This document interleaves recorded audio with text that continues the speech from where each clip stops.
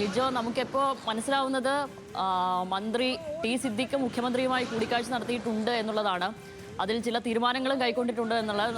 ലിജോക്ക് അത് സംബന്ധിച്ച അറിവുകളുണ്ടോ? എന്താണ് നമുക്ക് സ്ഥിരീകരിക്കാൻ കഴിയുന്ന വിവരങ്ങൾ? ശ്യാമിലി, നിലവിലെ സാഹചര്യത്തിൽ മുഖ്യമന്ത്രിയുമായി കൂടിക്കാഴ്ച നടത്തിയിരിക്കുകയാണ്.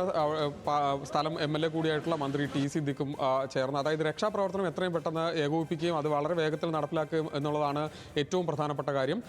ഇതിലിപ്പോൾ സ്ഥിരീകരിക്കാത്തൊരു വിവരം, ഈ അപകടവുമായി ബന്ധപ്പെട്ട് ഒരാൾ മരിച്ചു എന്നുള്ള വാർത്തകൾ ഇപ്പോൾ പുറത്തു വരുന്നുണ്ട്. അത് സ്ഥിരീകരിക്കപ്പെട്ടിട്ടില്ല, പക്ഷേ അത്തരത്തിലുള്ള വാർത്തകൾ പുറത്തേക്ക് വരുന്നുണ്ട്. നേരത്തെ നമ്മൾ സൂചിപ്പിച്ച പോലെ തന്നെ 2 പേർ മണ്ണിനടിയിൽപ്പെട്ടതിൽ ഒരാൾ രക്ഷപ്പെടുത്തുകയും ഒരാൾ മണ്ണിനടിയിലുണ്ട് എന്നുള്ള വാർത്തകൾ നേരത്തെ വന്നിരുന്നു. അതിൽ ഒരാൾ മരിച്ചു എന്നുള്ള വാർത്തകൾ ഇപ്പോൾ പുറത്തേക്ക് വരുന്നുണ്ട്. ഈ ഭീതിതമായ ദൃശ്യങ്ങളിൽ തന്നെ നമുക്ക് കാണാം കൂടുതൽ ആളുകൾ മണ്ണിനടിയിൽപ്പെട്ട ഒരു സാഹചര്യമുണ്ട്. ഈ തൊഴിലാളികൾ ഈ മലമുകളിൽ അല്ലെങ്കിൽ ഈ തുരങ്കവുമായി ബന്ധപ്പെട്ട് പ്രവർത്തിച്ചിരുന്ന ആളുകൾ താഴേക്ക് ഇറങ്ങി ഓടി അവർക്ക് രക്ഷപ്പെട്ട് പുറത്തേക്ക് എത്താൻ കഴിയാത്തൊരു സാഹചര്യത്തിനിടയിലാണ് ഈ മണ്ണ് ഒലിച്ചിറങ്ങുന്നത്. അതായത് തുരങ്കത്തിന് വേണ്ടി മണ്ണ് നീക്കി അതൊരു ഭാഗത്തേക്ക് കൂട്ടിയിട്ടിരിക്കുകയായിരുന്നു. ഈ കനത്ത മഴയിൽ ഈ മണ്ണ് മുഴുവൻ പൂർണ്ണമായും ഒലിച്ച് കുത്തിയൊലിച്ച് താഴേക്ക് വരുന്ന ദൃശ്യങ്ങളാണ് നമ്മളിപ്പോൾ കാണുന്നത്. അത് ഏറ്റവും ഒടുവിലായി ഇപ്പോൾ ഈ മണ്ണ് ഒഴുകിപ്പോയതിനു ശേഷം, അല്ലെങ്കിൽ മണ്ണ് അവിടെ നിന്ന് കുത്തിയൊലിച്ച് താഴേക്ക് ഇറങ്ങി വീടുകളിലടക്കം മണ്ണും വെള്ളവും ചെളിയും കയറിയ സാഹചര്യമുണ്ട്. ഈ മീനാക്ഷി പാലത്തിന് മുകളിൽ പൂർണ്ണമായും മണ്ണ് വന്നടിഞ്ഞ ഒരു സാഹചര്യമാണുള്ളത്. ആ തരത്തിൽ വലിയ തോതിലുള്ള മണ്ണ്, കല്ലും പാറക്കെട്ടുകളും അതോടൊപ്പം തന്നെ മരങ്ങളുമായി താഴേക്ക് ഒലിച്ചിറങ്ങിയ ഒരു സാഹചര്യമുണ്ട്. അതുകൊണ്ട് തന്നെ കൂടുതൽ ആളുകൾ പെട്ടിട്ടുണ്ടോ എന്നുള്ളതാണ് ഏറ്റവും പ്രധാനപ്പെട്ട കാര്യം. ആളുകൾ പെട്ടിട്ടുണ്ട് എന്നുള്ളത് അവിടെയുള്ള ആളുകൾ തന്നെ പറയുന്നുണ്ട്. അതുകൊണ്ട് തന്നെ അവരെ കൂടി രക്ഷപ്പെടുത്തി എടുക്കുക എന്നുള്ളതാണ് ഏറ്റവും പ്രധാനപ്പെട്ട കാര്യം. NDRF സംഘം അല്പസമയത്തിനകം മേപ്പാടിയിലേക്ക് എത്തും എന്നുള്ളതാണ് നമുക്ക് മനസ്സിലാക്കാൻ കഴിയുന്നത്. അങ്ങനെയെങ്കിൽ അവർ എത്തി കൂടുതൽ രക്ഷാപ്രവർത്തനം കൂടുതൽ വ്യാപിപ്പിക്കും എന്നുള്ളതാണ് മനസ്സിലാക്കാൻ കഴിയുന്നത്. ഈ ഘട്ടത്തിലും അവിടെ വലിയ തോതിൽ മഴയുണ്ട് എന്നുള്ളത് ഒരു പ്രധാനപ്പെട്ട കാര്യമാണ്. നമുക്ക് അറിയാൻ കഴിയുന്നത് ഇന്നലെയും ഇന്നുമായി അതിശക്തമായ മഴയാണ് ഈ പ്രദേശത്തുള്ളത്. ഇന്നും ഇപ്പോൾ അതിരൂക്ഷമായ മഴ തുടരുകയാണ് എന്നുള്ളത് വലിയ ആശങ്ക ഉണ്ടാക്കുന്നുണ്ട്. ഇത്തരത്തിൽ മഴ അതിരൂക്ഷമായി തുടരുകയാണെങ്കിൽ അത് ഈ രക്ഷാപ്രവർത്തനത്തെ വലിയ തോതിൽ ബാധിക്കും.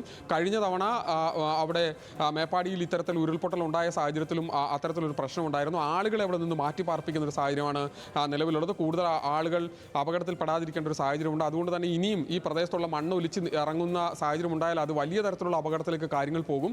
അതുകൊണ്ട് തന്നെ അവിടെയുള്ള ആളുകളെ മാറ്റി പാർപ്പിക്കുന്ന അടക്കമുള്ള കാര്യങ്ങൾ ഒരു വശത്ത് നടക്കുന്നു. അതോടൊപ്പം തന്നെ ഈ അപകടത്തിൽപ്പെട്ട ആളുകളെ രക്ഷപ്പെടുത്തി എടുക്കുന്നതിന് ഞാൻ ലിജോയിലേക്ക് വരാം. ഇപ്പോൾ സനിസ ചില വിവരങ്ങൾ അപ്ഡേറ്റ് ചെയ്യുന്നുണ്ട്. അത് ദുരന്ത നിവാരണ അതോറിറ്റിയിൽ നിന്നുള്ള വിവരങ്ങളാണ്. തുരങ്കപാത നിർമ്മാണ സ്ഥലത്തുണ്ടായ അപകടമാണിത്, മണ്ണിടിച്ചിലല്ല.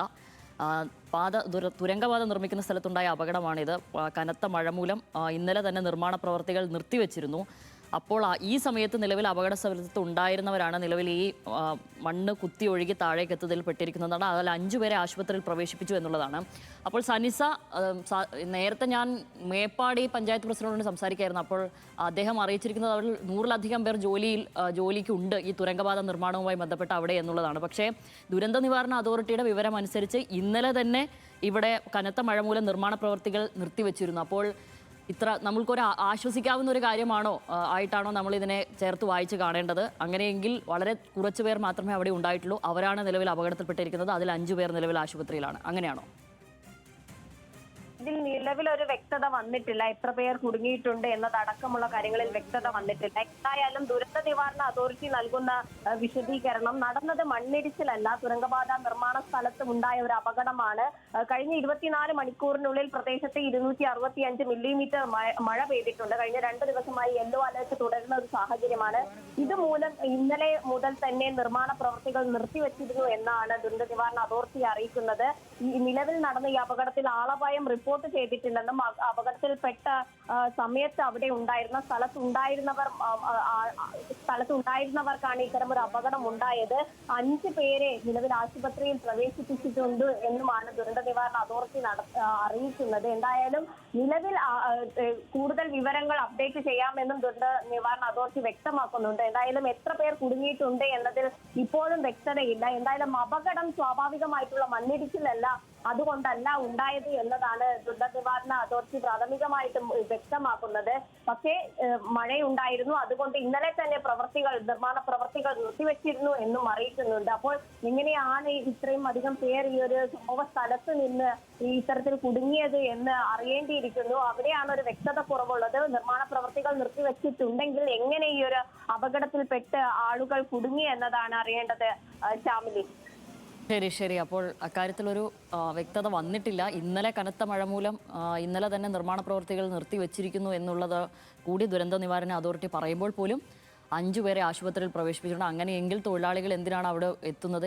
അപ്പോൾ ആരാണ് അപകടത്തിൽപ്പെട്ടത് എന്നുള്ളതിലൊന്നും വ്യക്തതയില്ല. അപ്പോൾ ആ പ്രദേശവാസികളാണോ അല്ലെങ്കിൽ ഈ തുരങ്കപാത നിർമ്മാണവുമായി ബന്ധപ്പെട്ടുള്ള തൊഴിലാളികളാണോ എന്നുള്ളതിലൊക്കെ ഒരു വ്യക്തത കുറവുണ്ട്. പക്ഷേ നിലവിൽ എന്തായാലും അപകടം ഉണ്ടായിരിക്കുന്നു, അതിൽ ആളുകൾ പെട്ടിരിക്കുന്നു. രക്ഷാപ്രവർത്തനം അവിടെ ദ്രുതഗതിയിൽ നടക്കുന്നുണ്ട്. ഏറ്റവും പ്രധാനപ്പെട്ട ഒരു കാര്യം അവിടെ കനത്ത മഴയുണ്ട് എന്നുള്ളതാണ്.